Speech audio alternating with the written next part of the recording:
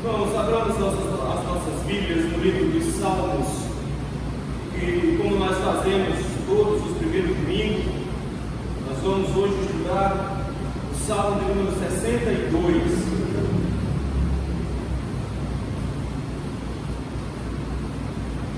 Salmo de número 62.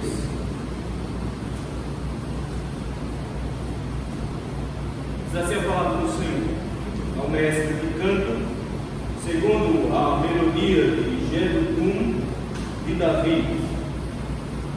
Somente em Deus, ó minha alma, espera silenciosa, Ele vem a minha salvação. Só Ele é a minha rocha e a minha salvação, e o meu alto refúgio. Não serei muito abalado. Até quando acometereis vós a um homem, todos vós para derribar-lhes, como se fosse uma parede perdida ou um muro prestes a cair? Só pensem em derrubá-lo da sua dignidade. Na mentira se comprazem, de boca bendizem, porém no interior maldizem. Somente em Deus, ó minha alma, espera silenciosa, porque dele vem a minha esperança. Só Ele é a minha rocha e a minha salvação, e o meu alto refúgio. Não serei jamais abalado. De Deus dependem a minha salvação e a minha glória. Estão em Deus a minha forte rocha, o meu refúgio. Confiai nele, ó povo, em todo o tempo. Derramai perante Ele vosso coração. Deus é o nosso refúgio. Somente vaidade são os homens plebeus, falsidade os divina estirpe. Pesados em balança, eles juntos são mais leves que a vaidade. Não confieis naquilo que extorquis, nem vos glorieis na rapina. Se as vossas riquezas prosperam, não ponhais nela o coração. Uma vez falou Deus, duas vezes ouvi isto, que o poder pertence a Deus, e a ti, Senhor, pertence a graça, pois a cada um retribuis segundo as suas obras. Deus Pai Santo, Eterno, Todo-Poderoso, nesse momento, meu Deus, que temos a Tua Palavra aberta diante dos nossos olhos, nós somos confrontados com a nossa incapacidade de entender. Oh, meu Deus, abre os nossos olhos, Senhor. Ajuda-nos, meu Deus, a compreender a Tua Palavra. Mas nós também somos desafiados pelo nosso próprio coração, que insiste em pensar que possui as respostas para todas as coisas. Na verdade, Senhor, a resposta certa dos lábios sempre virá do Senhor. Por isso, Senhor, quebra a nossa índole, quebra, Senhor, os nossos corações, para que venhamos a conquistados por Ti, submetermos a Tua vontade. É no nome santo de Jesus Cristo que nós te rogamos. Amém.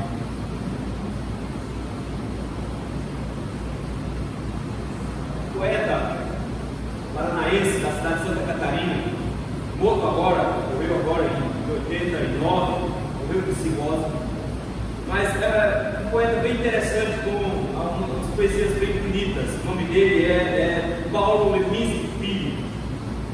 E o Paulo Leminski, ele se especializou num tipo específico de poesias, bem que ele era desde crítico literário, tradutor, novelista, escrevia letra de música. Ele se especializou num tipo específico de poesia de origem japonesa chamada Haikai.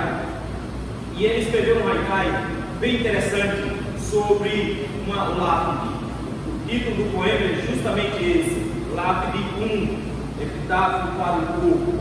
Ele escreveu assim: aqui jaz um grande poeta, nada deixou escrito, este silêncio acredito são as suas obras completas. O que ele quis mostrar é que o silêncio, às vezes, é uma obra muito bonita, mas como é difícil encontrar silêncio hoje em dia. E como o silêncio é complicado para nós. Nós nos desacostumamos com ele. Nós precisamos de barulho. O mesmo barulho que fica às vezes do lado de fora está dentro da nossa cabeça. E a gente precisa de tanto barulho que a gente não consegue dormir ou se acalmar ou se sentir seguro dentro de casa sem barulho. É impressionante porque o silêncio hoje incomoda a tal ponto que a gente precisa de um rádio ou de uma TV para ficar sozinho. Porque eles precisam pelo menos estar fazendo zoada para a gente não se sentir solitário. O barulho se tornou nosso amigo. O silêncio agora é tido como algo que incomoda. Mas a igreja de Cristo sempre soube experimentar o silêncio. Santo Agostinho fala sobre o silêncio como um momento especial onde nós podemos guardar o nosso coração e apresentá-lo a Deus de forma adequada. Davi aqui fala também um pouco sobre silêncio e sobre a importância de mantermos a boca fechada em muitas situações, de como o silêncio é algo importante para a vida do cristão, porque nos ajuda a esperar no Senhor de forma apropriada. O Salmo 62, como todos os outros que nós vimos antes dele, desse segundo livro, são só perreio. O Salmo 62 é mais uma pressão sobre a vida de Davi. Nós já vimos Davi sendo perseguido por tudo quanto é gente. Nós já vimos Davi sendo perseguido por Saul. Nós já vimos Davi diante dos filisteus em várias situações. No Salmo 62, nós não temos certeza plena de qual era a condição, mas ao que tudo indica, Davi de novo estava sendo perseguido. Provavelmente pelo próprio filho Absalão, quando ele precisou fugir de Jerusalém. A gente pensa isso porque no versículo número 3 ele fala sobre homens que querem derrubá-lo, homens que querem destruí-lo, e fala de mentirosos no versículo número 4. E se tem alguém que era especialista em mentir, era justamente Absalão, que ganhou o coração de Jerusalém inteira mentindo para eles. Davi, meus irmãos, escreve esse salmo em meio a uma situação muito difícil. Ele foge, e no capítulo 16 de 2 Samuel, lá no caminho, ele encontra um homem da família de Saul, que o xinga, que atira pedra nele, um homem chamado Simei. E de repente os seus soldados dizem: a gente vai deixar que esse mundo atire pedras e jogue terra e amaldiçoe o rei? Ele diz: deixe ele. Se o Senhor quiser me amaldiçoar, o Senhor me amaldiçoa. Se não for da vontade do Senhor, as palavras dele não valem de nada.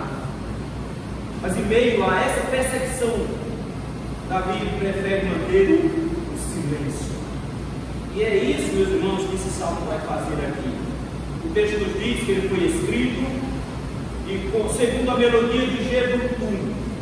Esse é um dos sacerdotes que Davi escolheu para compor e trabalhar com música no santuário. Existiam mais outros dois, eram 3, fora o Jedutum.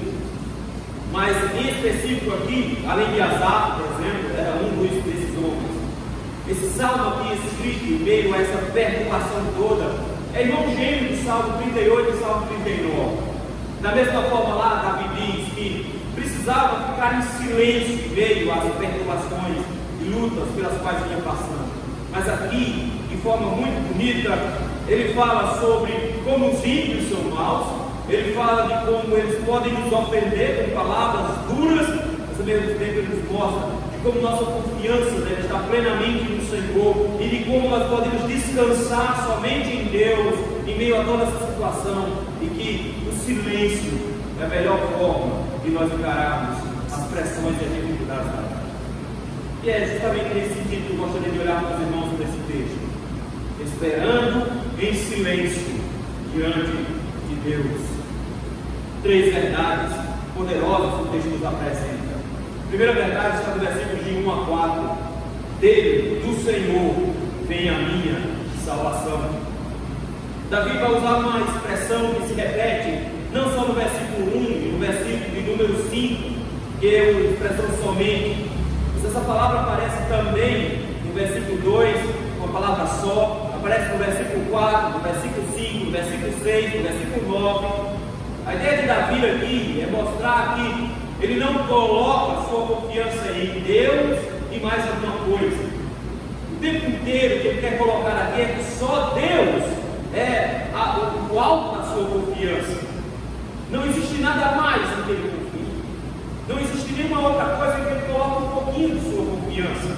Pelo contrário, de repente Davi chega agora no versículo 1 e diz: somente em Deus, ó minha alma, espera silenciosa. Esses versículos vão se repetir lá no versículo 5, com algumas diferençazinhas que nós vamos ver daqui a pouco. Mas de cara Davi chega e diz: só existe uma pessoa em quem eu posso esperar. E tem mais: ao esperar, eu vou manter silêncio, vou ficar calado. E eu vou esperar no Senhor, porque dele vem a minha salvação.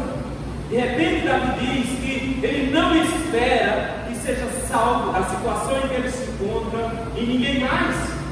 Isso aqui é importante, queridos, porque por várias vezes, como povo de Deus, durante os últimos 3 meses, nós somos arrastados a confiar em várias coisas e em várias pessoas. Nós somos arrastados a dividir a nossa confiança do Senhor com outras coisas.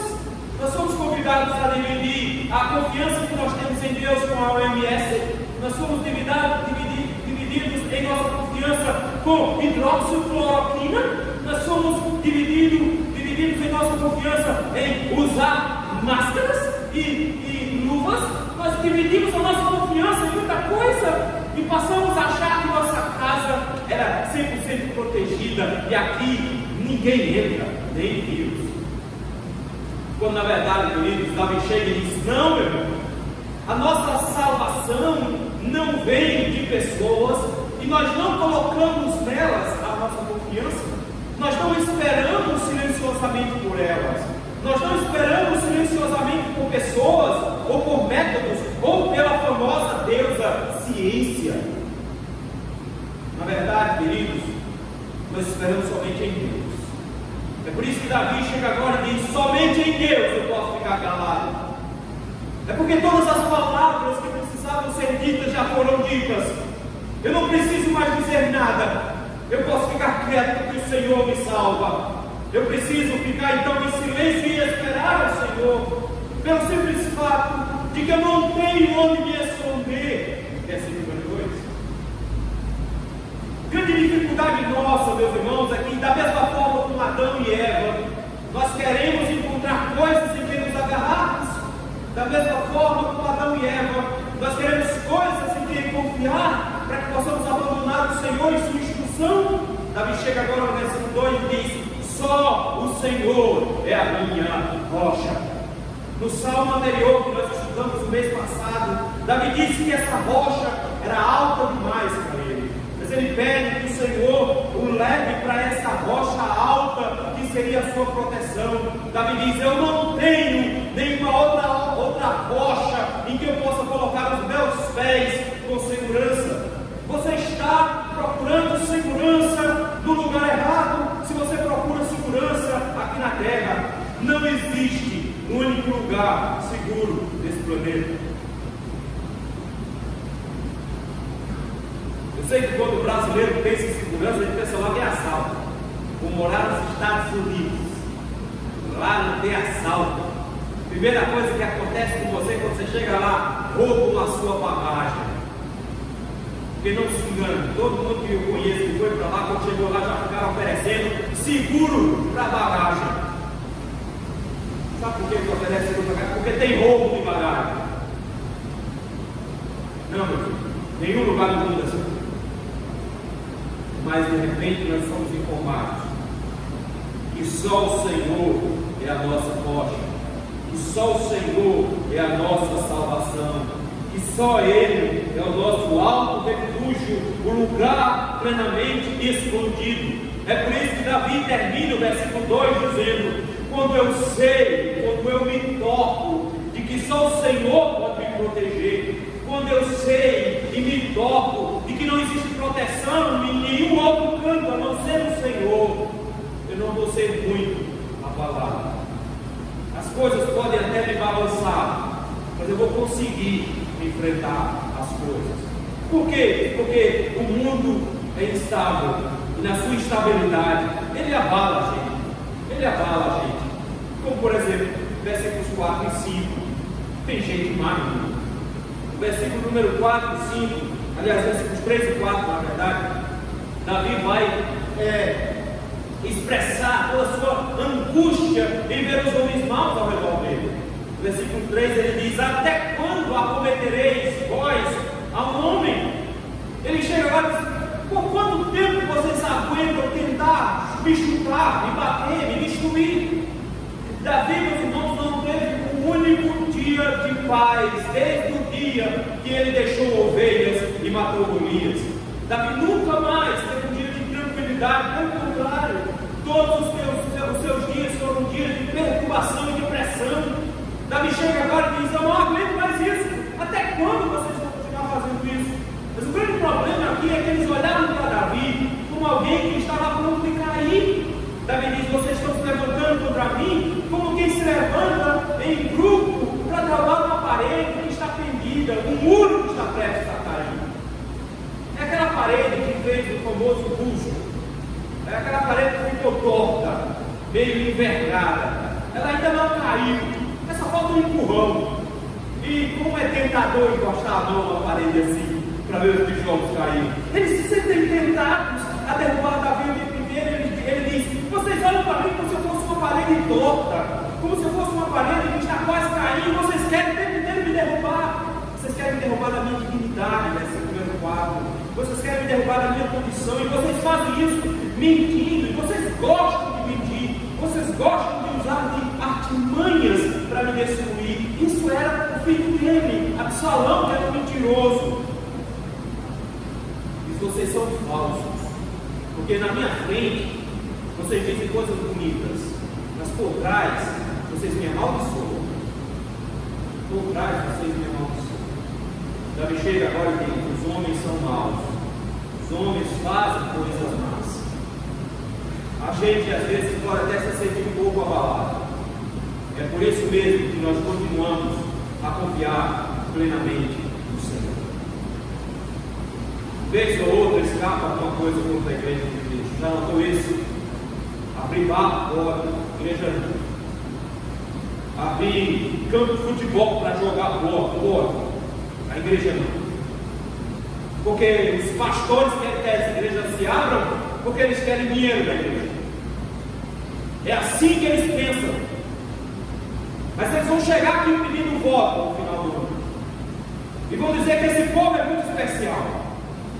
E vocês são muito bonitos. Vão pegar os meninos e dar um cheiro. E vão dizer: eu amo vocês. Falsos e mentirosos inimigos de Cristo se colocam contra a igreja do Senhor. O que é que o povo de Deus faz? Eu não confio político. Bolsonaro não é o meu Messias, nem político. Só no Senhor nós colocamos a nossa confiança. Se nós tivermos de ser salvos, nós só poderemos ser salvos por Ele. O mundo pode nos abalar de vez em quando, mas nós estaremos firmes no Senhor. O que nos leva, meus irmãos, a uma segunda verdade poderosa: esperando em silêncio diante de Deus, em segundo lugar, porque dele vem a minha esperança. Versículo 5 é praticamente versículos 1 e 2 repetidos, versículo 5 e 6. Ele parece dizer a mesma coisa: e somente em Deus, ó minha alma, espera silenciosa. Há uma pequena diferença aqui. Quem tem a versão corrigida sabe que a expressão muda um pouquinho aqui. Na verdade, o que ele chega agora e diz, é como que ele dizendo: fique calada diante de Deus. Não é só esteja em silêncio, mantenha-se em silêncio. Fique calada diante do Senhor, minha alma. Mantenha-se em silêncio, minha alma, porque você pode esperar silenciosamente diante dele, porque dele não só vem a minha salvação, versículo 1, mas nele está agora toda a minha esperança. temos esperança nas coisas, meus irmãos. A nossa esperança nem aqui está, nem neste planeta se encontra. A nossa esperança está no Senhor, que fez os céus e a terra. Nós temos o nosso coração guardado por Ele. Esse princípio aqui é fantástico, porque Davi espera a salvação no versículo de número 1, mas no versículo 5 ele já possui esperança. O que faz se segurar em meio às situações todas é a certeza que ele tem de que o Senhor está com ele, e a certeza do Senhor com ele faz ver a situação agora de forma completamente diferente. É por isso que ele diz no versículo número 6: só Ele é a minha rocha. Ele disse isso no versículo 2: só Ele é a minha salvação. Ele disse isso no versículo 2: só Ele é meu alto refúgio. Ele disse isso no versículo 2, mas agora ele diz: não serei jamais abalado.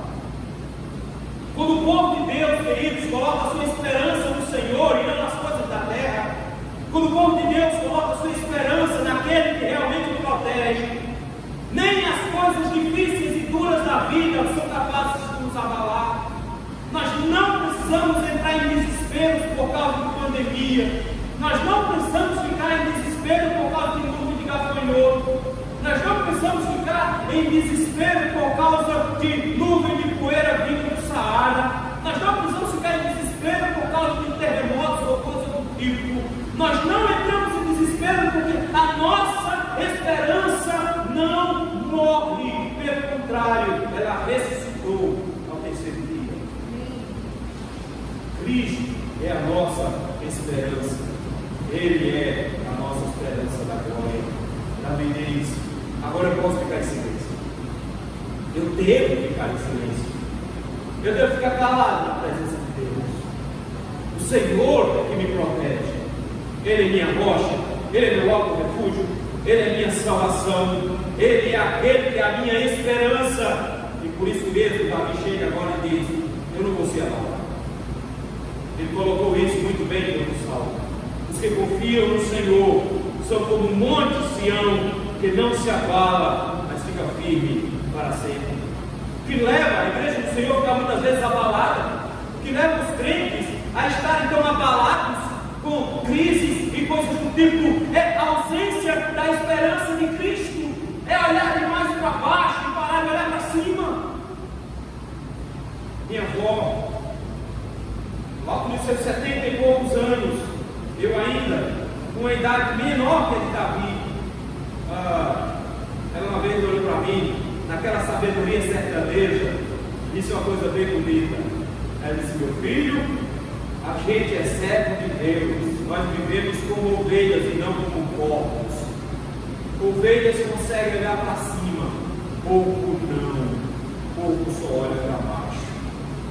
E eu achei que o negócio interessante demais.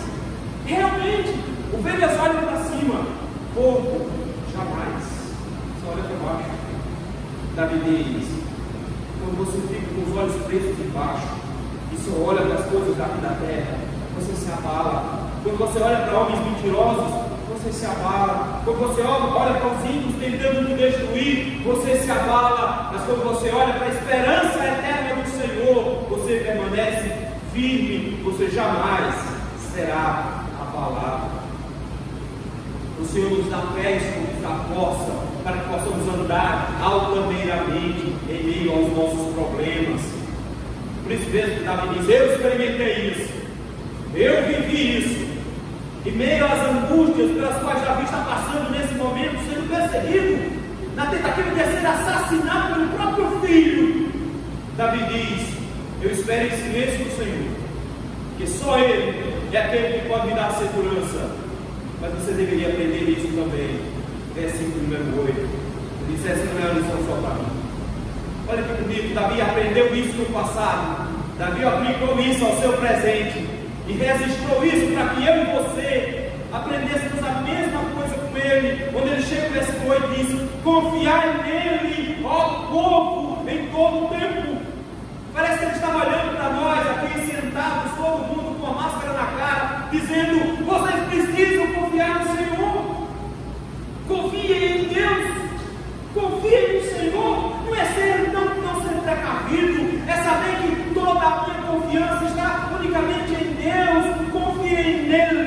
povo, versículo 8, e enquanto vocês confiam nele, ele usa uma expressão belíssima, dizendo: derramai perante ele o vosso coração.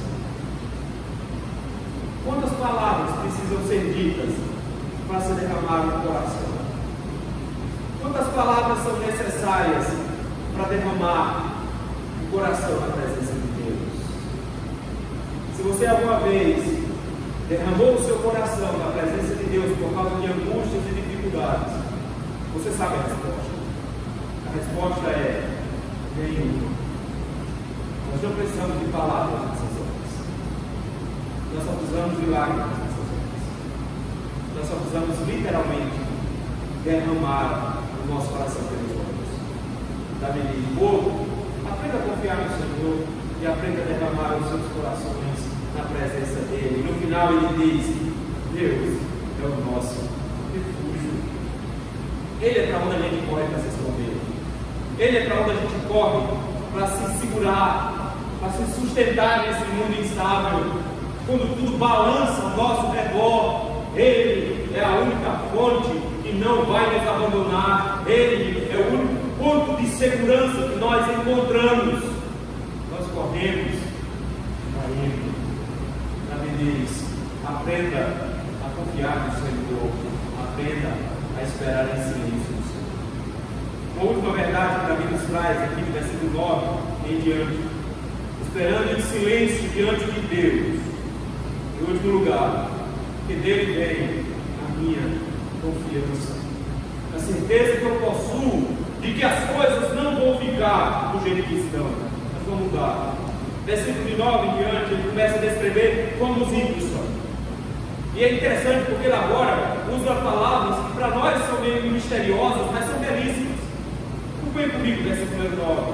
Somente vaidade são os homens plebeus. Falsidades de fino estilo. Na verdade, a palavra aqui, para plebeu, fino estilo, não é a palavra que está no hebraico, não. Isso aqui é uma tradução. A palavra lá literalmente é os filhos de Adão. Os filhos de Adão são só vaidade. Os filhos de Adão são só falsidade. A palavra que ele usa para vaidade aqui é a mesma palavra que Salomão vai usar lá no livro de Eclesiastes, que nós passamos alguns meses estudando. É a palavra para vazio, para uma coisa completamente sem sentido, para algo que é completamente leve e inútil, algo que não serve para nada. É por isso que ele chega agora e diz: o que os homens são? Os homens, eles são como nada. Os homens, eles não têm força nenhuma. Os homens são como uma vaidade, como um vento, como uma coisa nula, sem sentido. É assim que são os homens. É assim que são os herdeiros de Adão. São eles assim. No final das contas, versículo 9 ele diz: pesados em balança. Eles são tão leves, porque quando pesados em balança, eles todos juntos são mais leves do que a vaidade. São mais leves do que uma leve pluma. Davi chega agora e diz: os homens, eles são completamente vazios. E como vazios, eles não têm preenchimento do Senhor. E por não terem preenchimento, a sua vida também é vazia. E eles então são leves em vaidade, vivem agarrados em coisas vazias, porque eles são vazios. São iguais às coisas que eles possuem. É por isso mesmo que o versículo 10 ele diz: cuidado quando você confia nas coisas que possui. Porque como os homens são vazios, eles procuram coisas vazias para se preencher, mas continuam leves como pluma. Davi diz: cuidado, versículo 10. Não confieis naquilo que extorquis. Não vos vanglorieis na rapina, não se alegrem. E se as vossas riquezas prosperam, não ponhais nela o. Davi chega agora e começa a falar sobre dinheiro. Tem a ver dinheiro com essa história toda? É porque Davi está falando sobre confiança. Davi está falando em coisas que nós confiamos. E os homens, porque são vazios, são vaidade, e só procuram coisas vazias e vaidade, de repente agora ele chega e diz: cuidado porque muitos estão tentando conseguir riqueza de forma inapropriada, estão tentando extorquir, versículo 10, estão tentando a rapina, o saque, versículo número 10, estão tentando fazer prosperar sua riqueza, versículo número 10. Mas é impressionante, porque a riqueza é vazio. Nós estudamos a semana passada um texto de Jesus diante do templo, os discípulos todos assustados com a beleza do templo, paredes de mármore, ouro espalhado por tudo quanto é canto, que coisa bonita, quanta riqueza tem aqui. E o Senhor olha para aquela riqueza toda e diz: vai cair em 3 dias, não vai ficar pedra em cima de pedra, vai cair tudo. Ele olha para aquilo como se toda aquela riqueza fosse nada. Sabe por quê? Porque eu estava lendo essa semana de um meteoro que os cientistas encontraram com alguns 4 trilhões de dólares em ouro. Porque em Netuno, eles descobriram nas últimas semanas que está havendo uma chuva no interior de Netuno de diamantes.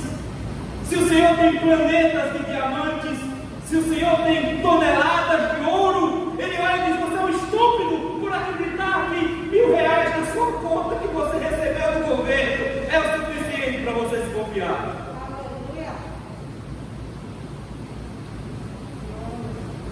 Davi diz: isso é vaidade, isso é vazio, isso é continuar vazio. Confiar em riqueza é vazio, é inútil. Mas infelizmente é isso que os crentes às vezes acreditam. Porque os crentes estão com medo do sinal da besta lá da Record. Estão morrendo de medo de estarem um 666 na testa dele à força. Estão com medo do chip de Satanás. Quando na verdade o Senhor nos advertiu que ninguém pode servir a 2 senhores, porque há de servir um e aborrecer ao outro. Ele não está falando de Deus e Satanás, ele diz: ou há de servir a Deus, ou às riquezas. O oposto ao Deus dos céus em matéria de confiança é o que você tem na sua carteira. É esse pouco dinheiro que você trouxe, que te dá confiança que você vai conseguir chegar em casa hoje, que você vai pegar um ônibus para casa. Esse pouco tostão ele te guarda R$5 na carteira, me deixa tranquilo, porque eu vou poder voltar para casa. A gente confia em R$5 da passagem do ônibus. Queridos, Davi diz: isso é absurdo. Sabe por quê? Versículo 11: foi Deus que disse. Ele diz: uma vez falou Deus, 2 vezes ouvi. Isso é uma expressão para dizer: o Senhor está repetindo isso para nós. O Senhor disse isso algumas vezes para nós, e Ele quer que a gente fixe isso na nossa mente. O que é que Deus quer que a gente fixe nas nossas mentes? Deus falou que o poder pertence a Deus. É Ele que é poderoso, não são as coisas ao nosso redor. É Ele que é poderoso, e por isso mesmo o Senhor é a nossa fonte de confiança. Nós confiamos somente nele, porque é nele que nós depositamos essa confiança. Davi diz: a ti, Senhor. Toda vez parou de falar com a gente e começou a falar com Deus, no versículo número 12, ele para de falar conosco, dizendo: Deus disse que o poder pertence a Ele. Aí ele passa a olhar para Deus e dizer: a ti, Senhor, pertence a graça. O Senhor me acolhe sem eu merecer, e eu ainda desconfio do Senhor, e eu ainda fico olhando para o Senhor meio de lado assim. Ele diz: o Senhor é a graça, e o Senhor retribui a cada um segundo as suas obras. Ele está dizendo: cuidado com homens mentirosos, no versículo 4, que fingem. Cuidado, homens maus que tentam derrubar os santos, no versículo 3. Não confie nessas coisas. Cuidado, homens ricos, do versículo número 10. Cuidado, o Senhor retribui, Ele voltará para fazer isso. Ele dará o pago de todas as suas obras. Ele está está dizendo: aprenda a confiar no Senhor, porque só Ele tem poder para isso. Só Ele tem poder para isso. A gente precisa voltar a ficar em silêncio. A gente precisa de novo, o que nós chamávamos no passado de hora silenciosa. Era assim que era conhecida entre os puritanos. Foi assim que nossos pais foram ensinados. Eles nos diziam da necessidade da hora silenciosa. A hora silenciosa não é um momento de ficar incomodado, porque precisa de barulho, precisa de música no ouvido o tempo inteiro. Não, a hora silenciosa é o momento que você em silêncio se coloca diante do Senhor para aprender, que não tem que confiar nas coisas, que não tem que confiar em homens, você só precisa confiar no Senhor, porque quando nós confiamos no Senhor e colocamos no Senhor a nossa dependência, Ele é a nossa salvação, Ele é a nossa rocha, Ele é a nossa fortaleza. Nós podemos até ser um pouco abalados, mas nós sempre seremos salvos pelo Senhor. O mundo pode nos matar, pode nos destruir, pode nos forçar a nos reunirmos de forma espaçada, pode nos oprimir, tentando nos impor formas de servir ao Senhor, mas não, o Senhor é a nossa salvação. Nós esperamos plenamente nele, nós confiamos nele. Quando nós confiarmos plenamente no Senhor, você vai dizer para a sua própria alma, você vai dizer para ela, você vai pregar para ela, você não fica calada, aprenda a ficar em silêncio e a confiar no Senhor, porque quando você olhar para o Deus que tem controle sobre todas as coisas, quando você olhar para o Senhor que é a sua salvação, refúgio e rocha, você vai aprender que você tem sua esperança não aqui na terra, mas você tem sua esperança no céu. É isso que nós vamos celebrar hoje. O dia que nós vamos comer e beber no céu. Essa é a esperança. E no final das contas, ele diz: não vou confiar em mais nada. Porque o que ele aprendeu foi: confia no Senhor, derrame sobre ele o seu coração. Porque Deus disse que todo o poder pertence a Ele. Foi isso que Cristo disse. Cristo olhou para os discípulos e disse: toda a autoridade que foi dada no céu e na terra. Ele foi gracioso conosco e nos amparou, nos apoiou. Fica-nos o desafio, meu irmão. Para de confiar nas coisas. Para de confiar em cientistas. Ou você não entendeu que cientistas nos últimos 3 meses mudaram de opinião a cada 15 dias? Será que você não notou que eles estão mais perdidos do que barata conta? Será que você não notou que ao seguir os ímpios, eles estão em desespero com medo de morrer e você não tem medo de morrer? Será que você não entendeu que se você acompanha o mundo em seu desespero, você acompanha o mundo em sua idolatria? Não, queridos. O Senhor nos convida hoje a descansar e confiar no Senhor, primeiramente. Em silêncio, esperar por Ele. Ele é nosso refúgio, Ele é nossa fortaleza, Ele é a nossa rocha. É só nele e ninguém mais. Em coisa nenhuma nós confiamos. Nós só confiamos no Senhor. Vamos ficar em silêncio? Senhor, como é difícil. Como é difícil, Pai, ficar calado, quieto, sabendo que o Senhor vai tomar as providências. A gente quer espernear, a gente quer reclamar no Facebook, fazer um textão no nosso blog, a gente quer colocar uma foto lá no Instagram reclamando isso. Quando na verdade nós deveríamos aprender a não confiar nos homens, não confiar em governo, não confiar em político, não confiar em juízes, não confiar em dinheiro, só confiar no Senhor. Por isso, meu Pai, dá-nos a graça de nos lembrar disso durante esses dias, em nome